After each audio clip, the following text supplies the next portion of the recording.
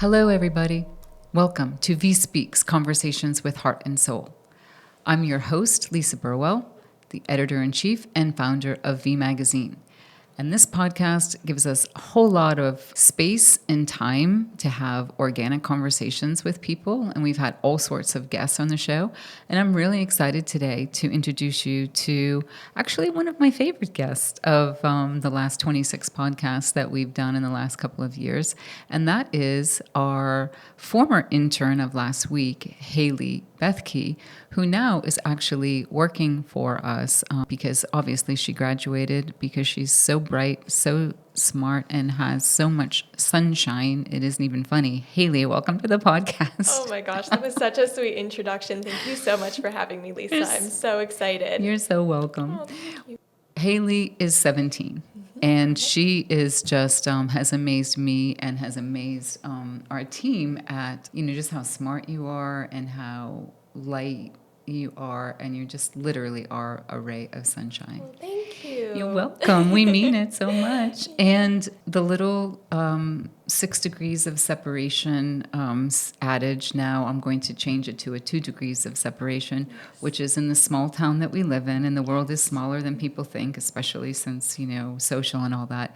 But we completed our 4th VIE show home in Seagrove 2 years ago. And you and your family were the purchasers of that home. And so that's how we initially met a couple of years ago.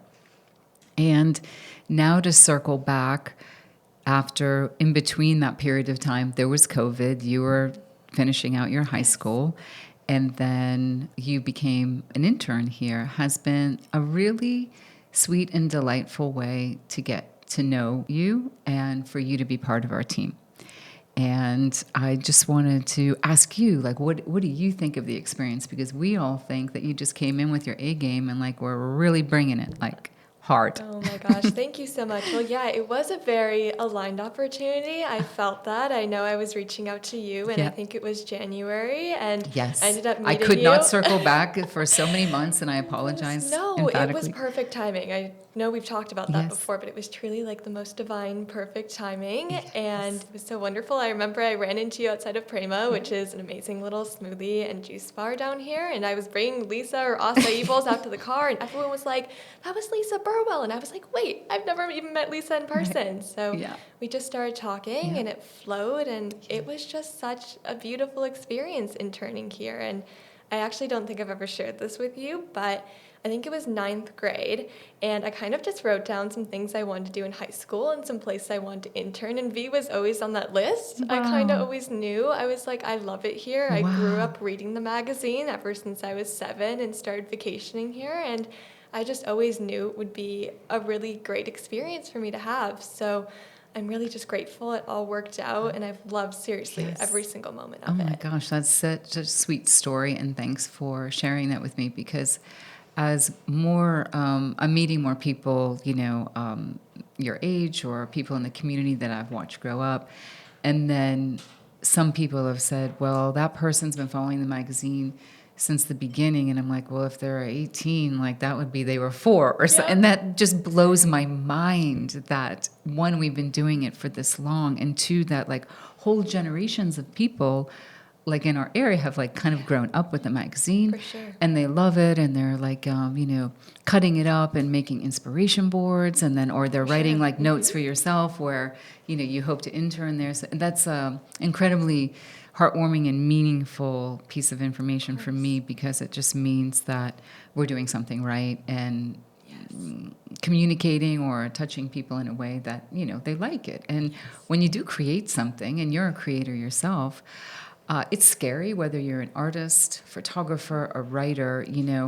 We have to do what we do, but at the same time, we hope that what we're communicating in whatever medium that we're doing, that people are also liking it, want it, understanding it, embracing it, or else you're just talking to a wall, basically, if it's not coming back to you. So it's really important. Yes. So agreed. I'm talking to a fellow podcaster, everybody. So Hailey has her own podcast called The Sunshine Signal, and you've been doing that for a couple of years as well.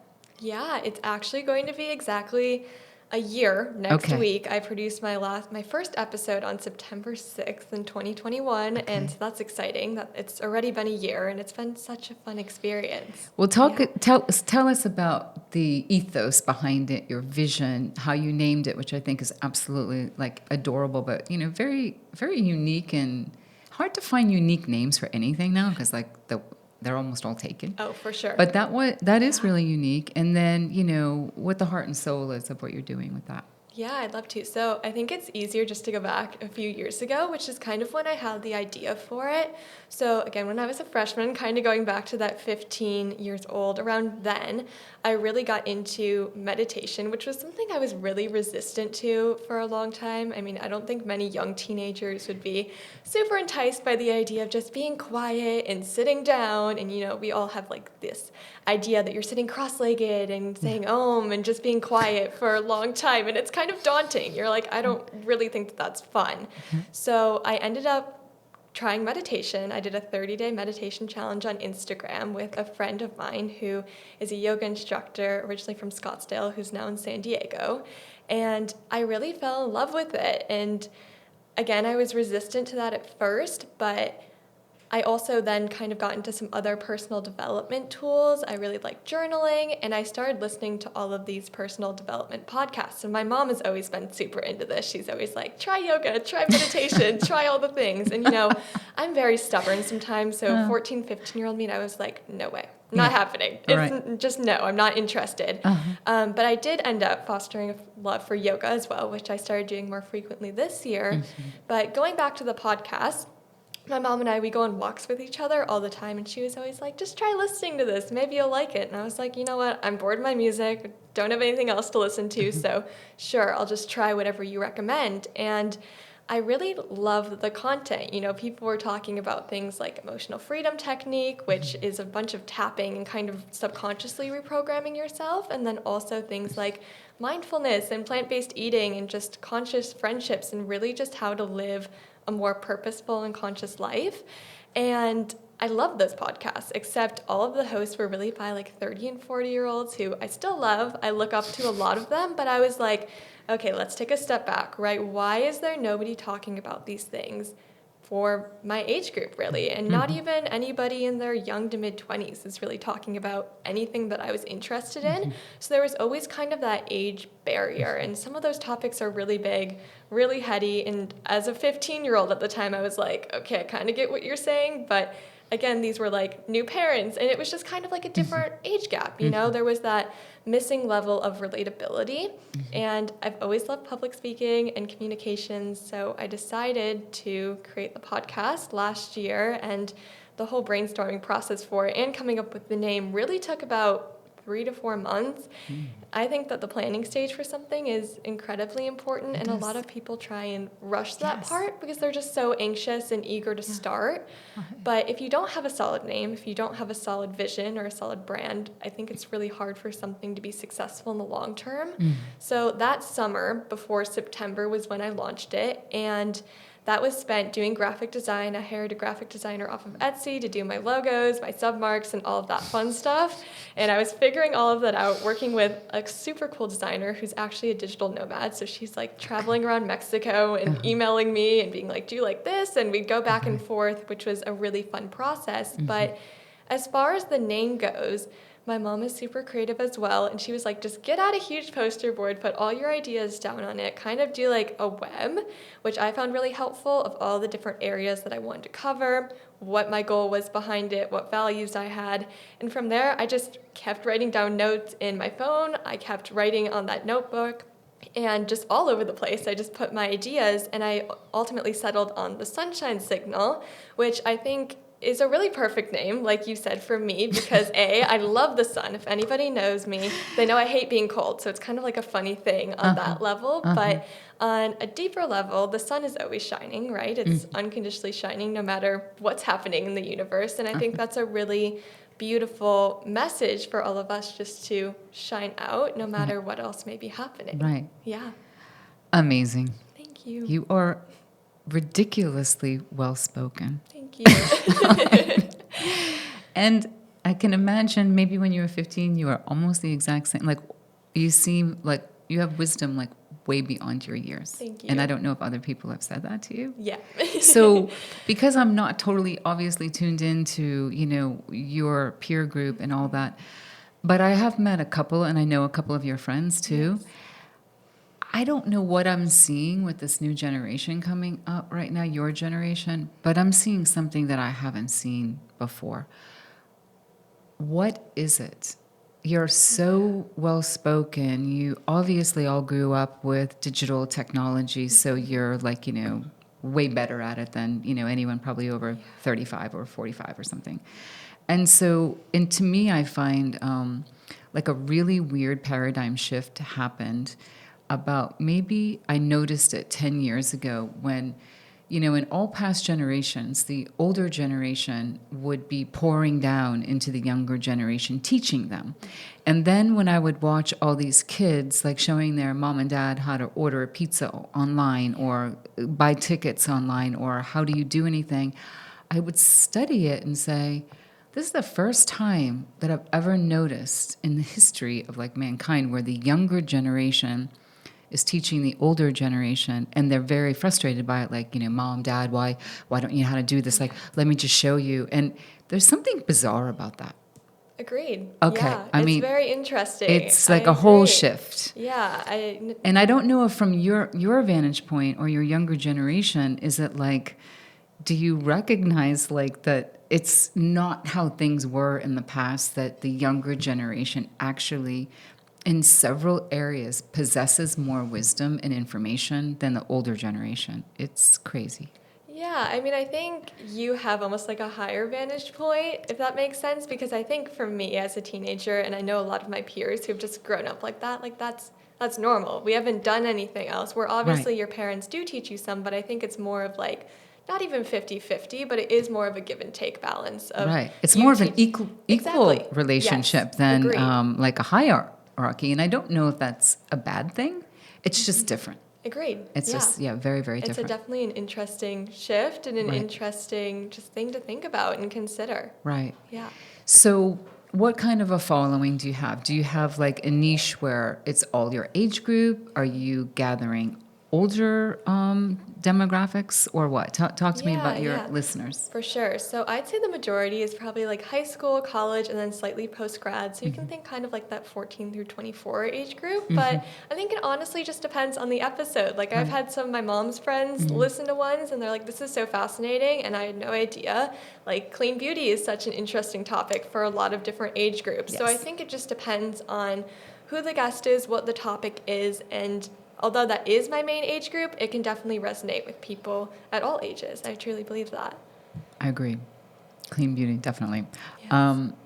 Who is your favorite interviewee?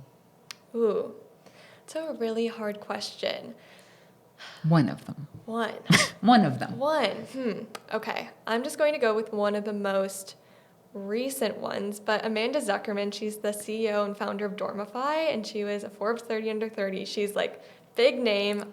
I've always like grown up planning out my dorm room on Pinterest, and that's just something fun that I'd always love to do. And I'm actually one of her ambassadors for Dormify, and just being able to speak with her and hearing her story, and she was a student at WashU, she did graphic design and business, and just hearing how she started the company with her mom in college and just how she progressed to where she is now with such a big name brand So was big. really fascinating. And she's a very down-to-earth person, and everyone is, honestly, who I've interviewed, and I think that's just, even though, you know, she had all the accolades, like Forbes 30 under 30 is huge, and she runs this very successful company, I think it's really cool for me to see people like Amanda, and then also other people who I've interviewed who maybe have like less commercialized, I guess you could say, like less in the spotlight, but they're still living their purpose, and their paths look very different, but everybody's very fulfilled in different ways. But she was one of my most recent guests, and she was phenomenal. Well, I will have to take a listen to that. And how hard was it for you to schedule her on the podcast? Yeah, it actually wasn't super difficult because, well, it helps having mutual friends in the podcasting space. One of my friends who also has a podcast, she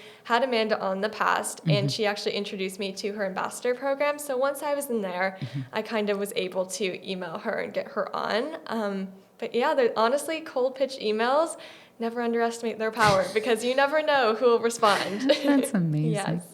So, okay, so now you're finishing up your last year in school here, and only one semester left, right? Yes, correct.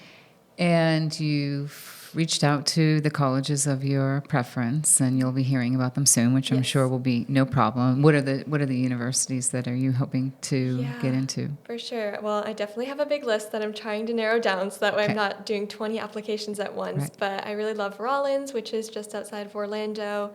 Belmont University is great. ASU is beautiful in Arizona as well. Yeah. And then I'm just picking out some others, mainly not in cold locations since I grew up in the Midwest and that was enough for me. Correct. But yeah, they all have really interesting programs in social entrepreneurship and graphic design too. And that's what you want to do, and that's the major you want to go after? Yeah, I'm looking at social entrepreneurship and journalism, and then probably minoring in graphic design too, because I think that's always a helpful skill to have. It is. For sure. It is.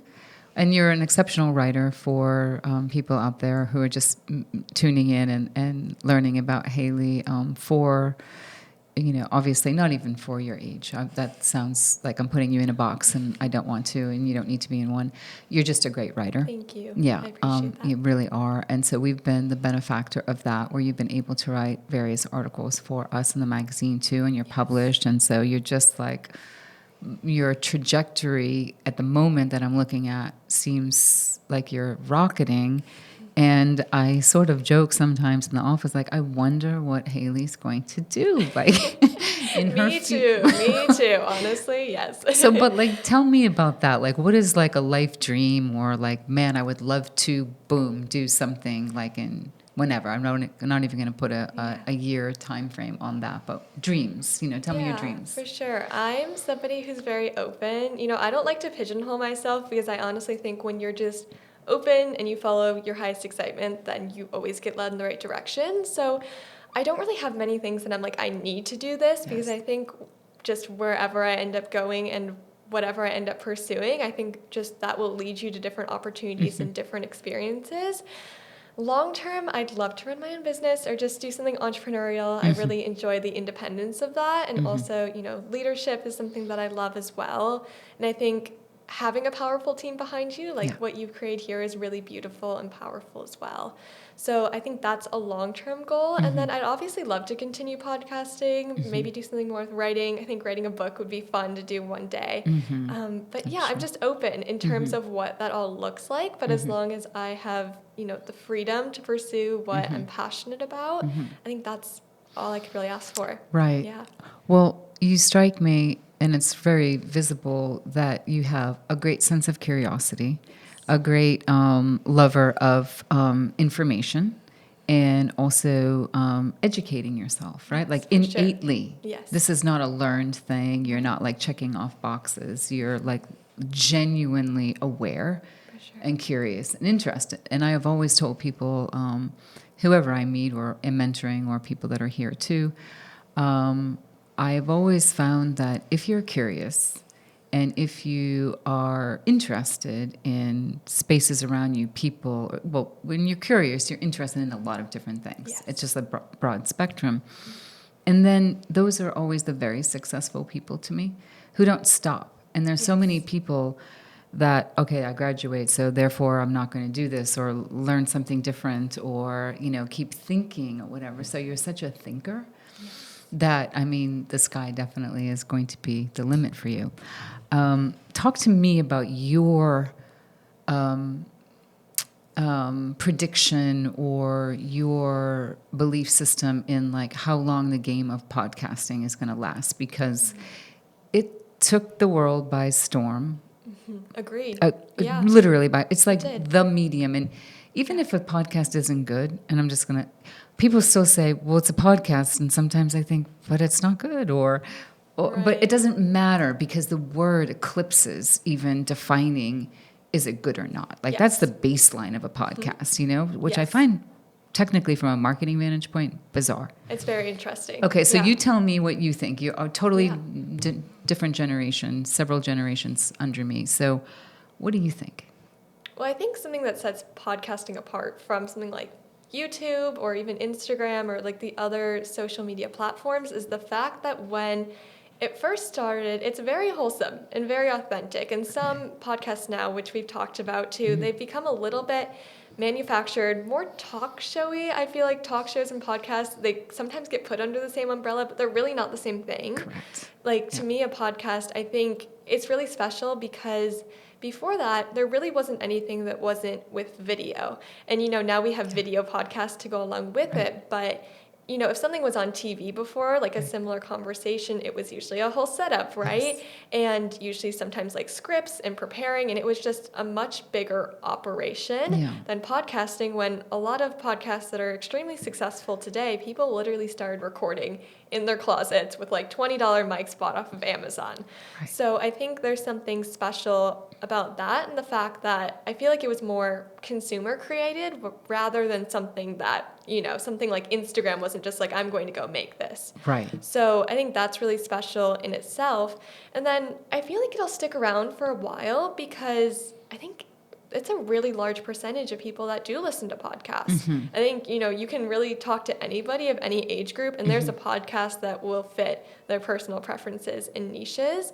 So I do think that it will continue to grow for the time being. I really don't think that it's oversaturated as long as you find your niche, because I know so many people are like, Instagram's oversaturated, TikTok's oversaturated. Even podcasts, people are like, there are too many podcasts now, but I don't think there's too many. I think if you create something that has a vision, like we talked about, and it's quality, and you're differentiating yourself from everybody else that has, a basic advice podcast or something like that, that's very, I see time and time again, and I'm like, okay, well, what makes you different? I think if you can answer that question, then the space will continue to succeed for the time being. Excellent insight.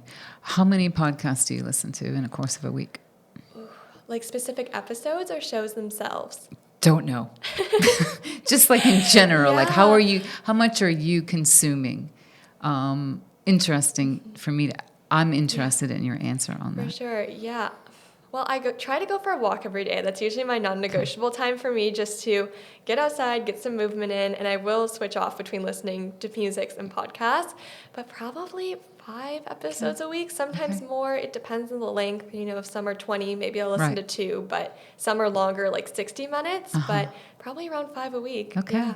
That's pretty strong. It is. To give that time, but you're multitasking. You're taking a walk, or you're on a treadmill or something. So that's like a multitasking thing. And that's also the beauty too of podcasts instead of something that's video oriented, because you don't have to sit down and watch a YouTube video if you don't want to. You can listen to it in the car or while you're doing whatever else you may need to get done.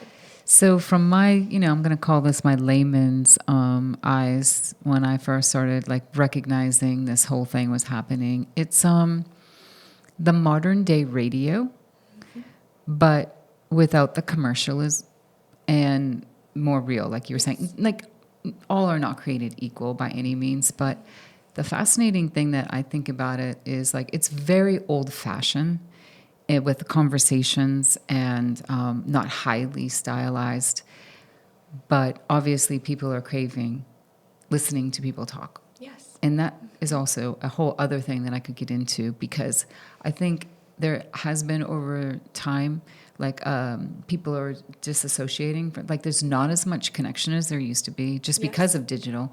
And then the irony of that is people are finding connection in this digital medium right now. Exactly. It's if you really, and I have thought about this a lot, I'm thinking about it all in my head, like, why is it working?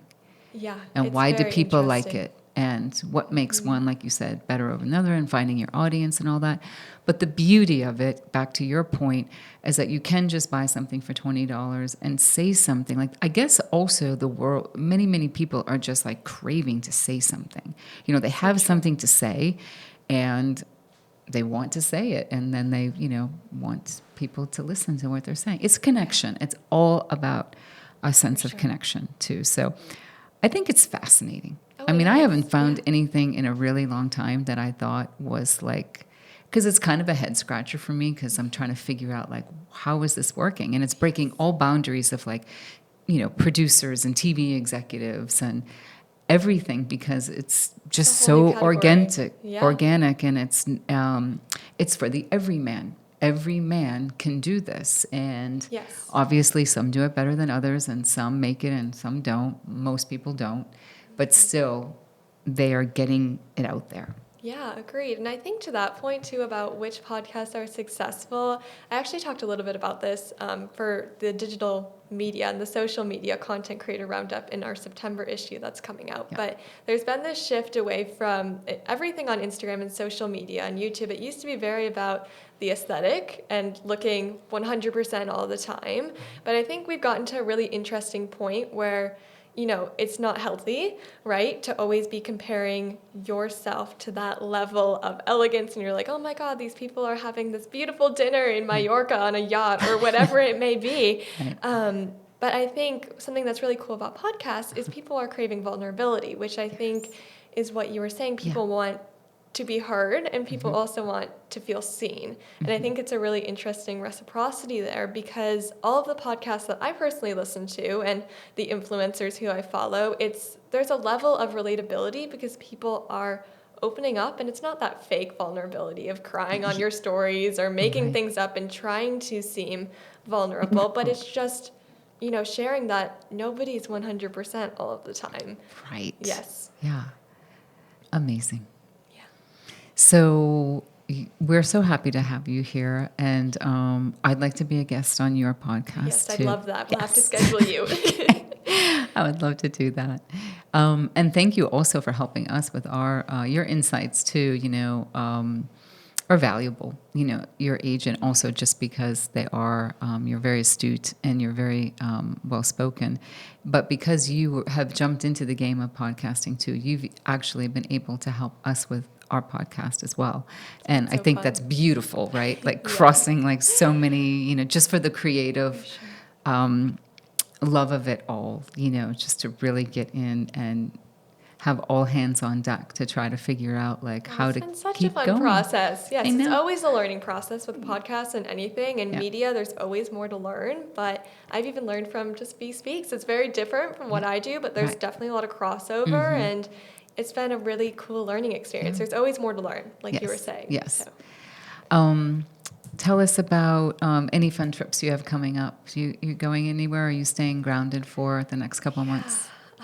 I'm planning on staying grounded here right now. I just spent my summer in Wisconsin, which is where I grew up, which was super fun to get out of 30A when it gets hectic. And just it's so wonderful just to reconnect to nature and have more space and go hiking and just really relax. Just not be hot. Rewind. Yes. Yes, that's very nice. That's very nice. Well, we missed you this summer, but we still, you were able to remotely work for us. So that worked out great too.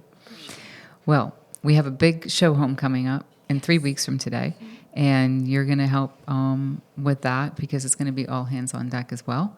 But I find you just incredibly delightful, and I love that you're here, and I'm glad that you came on our podcast. Thank you so much. It was such an honor. Love working with you always. The team is wonderful, and it's always fun. Awesome. All right, everybody. Well, thank you so much for listening. Hailey Bethke, an impressive and astute and delightful young lady joining me as a guest today, who just makes me smile. I mean, who can you sit next to that makes me smile this much? I don't know. I hope you have a good day, everybody. Thanks for watching. Bye-bye.